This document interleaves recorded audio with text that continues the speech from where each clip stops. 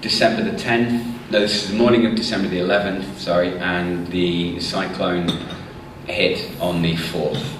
So I'd arrived on the 8th, did an initial assessment on the 9th, went back to pick up the rest of the volunteers when they arrived, and then started to work. It took 4 days for anybody to reach this village, and the first people to reach it were the military. And the reason why it took so, the military camp was only 5 kilometres south, but it took them 4 days to reach them because there were just so many coconut trees lying across the road and no way of actually physically moving them. So here we are meeting the barangay captain, Banao. She's a barangay captain for Banao.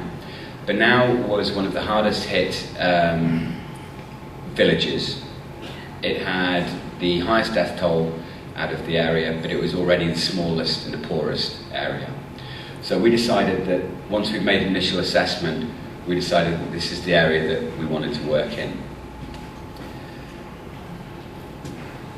This picture kind of shows us all looking very confused and just not having any idea how we're actually going to start the task in front of us, because it was just, the debris was simply everywhere. And what we do is the DARTs, the Disasteraid Response Team volunteers, we don't go over there and just deliver the aid. What we do is we go over there, we have to clear the ground, we have to organise a camp, we have to make sure that we provide everything else as well if the other aid agencies aren't able to do so. So water, sanitation, cooking areas, child-friendly areas, medical missions coming in. You know, we've got to make sure that we're not just going in and throwing up tents and putting up camps. What we do is we rebuild communities. And so the actual transitional shelter that we provide them is only one very small side of what we're actually doing. So this is the coastal area of Banao Village. Banao Village actually extends west of this photograph for about another 5 kilometres. But this is where most of the damage, unfortunately, was. The area here that you can see, this was the municipal gym, and this was used as an evacuation centre. So before the cyclone hit, the local government said, right, we know there's a cyclone coming, get to the evacuation centres. People ran to the evacuation centres, and that's where most of them died, because the walls came in, the roofs were just crumpled up like tin cans and thrown on the ground. So people ran from here into the school building. There's building 1, 2 and 3 of the school.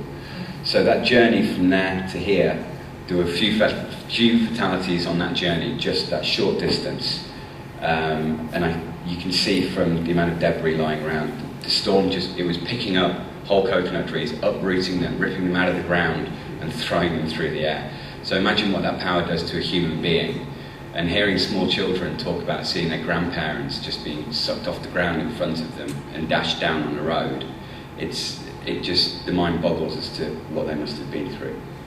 So this is the area that we decided that we were going to have to work in.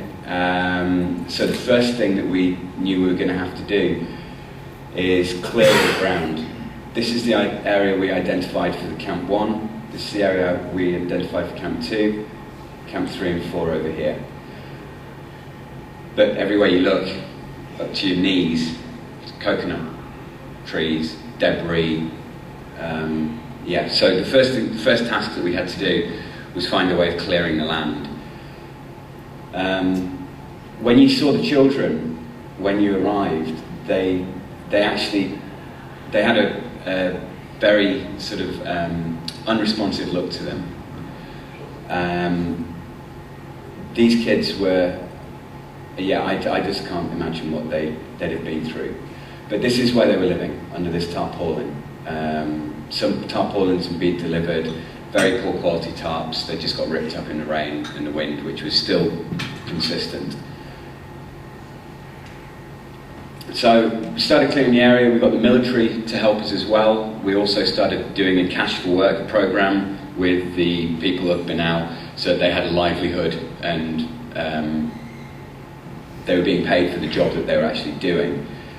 And the military were all too keen to help us. They were absolutely fantastic. This is actually Colonel Chris Mortella again. He's the colonel for the whole area, and he was with us every day, rolling up his sleeves, getting involved, and actually physically working as a labourer with his soldiers.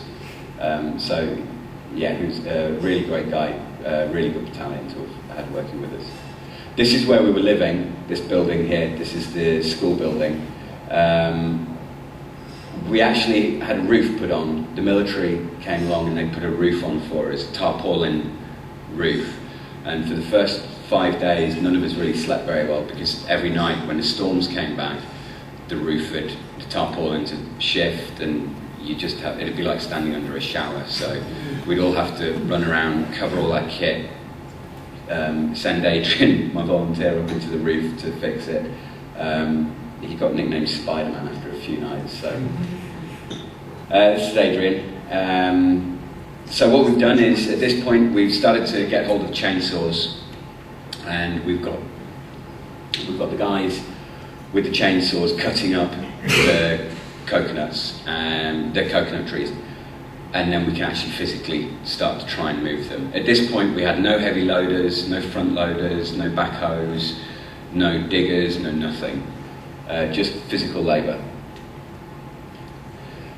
This guy with his chainsaw, he could make 2x4s out of a log, a 6-foot log. He could make 8 2x4s straight as a die within about a quarter of an hour, just using his chainsaw. Didn't mark it, didn't do anything, just and then he'd start using those materials as relief materials. That's how he actually built this roof for school. So then the aid arrived after about 4 days. We weren't in a rush to have it arrive, to be perfectly honest, because we didn't have enough space when it did arrive to put all 100 units out. So we decided that what we would do is we'd get the community to identify to us who the 100 most needy families are. So that'd be lactating mothers, families with small children, families with elderly people at the head of the family, families with children at the head of the family, those most at risk, basically. So it's not for us to say who's going to receive the aid. We'd ask the community to do that for us, because who am I to come in and say, you can have it, you can't have it? But if the community works with you in identifying who gets the aid, then there's no problems, there's no issue there. So it's working with the community that's very important. So the aid arrived, we were keeping it safe up at the military base. We were becoming regular faces at the military base. They were a really good bunch of lads up there, and they were completely smashed as well. And they have their families living with them on the military base.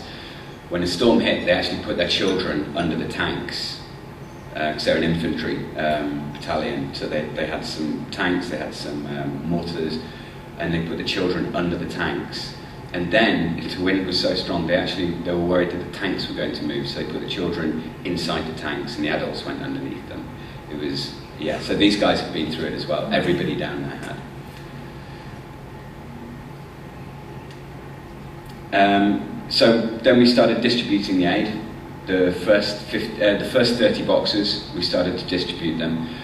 This little girl was, she was one of the first, her family were one of the first recipients, and she was so worried that the box was going to be taken away that, yeah, she wouldn't get off it. She was protecting it with her life. So here you can see, this is the evacuation centre that everyone went to in the background. So you can imagine the damage that did to the people in there. Also, what you can see here as well is all of these palms, they're actually dead. They're still standing, but they've lost the ability to grow fruit, and that won't come around again for another 9 years, 8 years. So even the ones that are still standing, which was only 5% of them, even they're not going to yield any fruit for the next 8 to 9 years. So what we've done is we've got the aid there now.